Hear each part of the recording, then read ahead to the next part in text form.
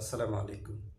যে ব্যক্তি সূরা হাশরের শেষ ৩ আয়াত সকাল সন্ধ্যা পাঠ করবে, মহান রাব্বুল আলামিন ওই বান্দার জন্য ৭০,০০০ ফেরেশতা নিয়োগ করেন, যারা সকাল সন্ধ্যা তার কল্যাণ কামনা করেন, তার জন্য দোয়া করেন এবং সে যদি মৃত্যুবরণ করেন তাহলে শহীদি মৃত্যু মর্যাদা লাভ করবেন। সুবহানাল্লাহ।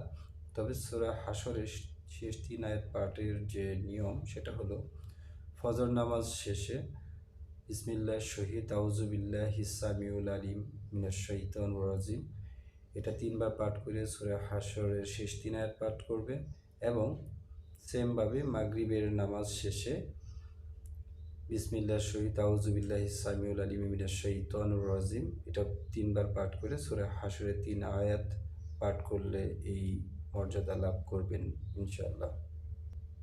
মহান রাব্বুল আলামিন প্রত্যহ আমাদের এই গুরুত্বপূর্ণ আমলটি করার তৌফিক দান করুন।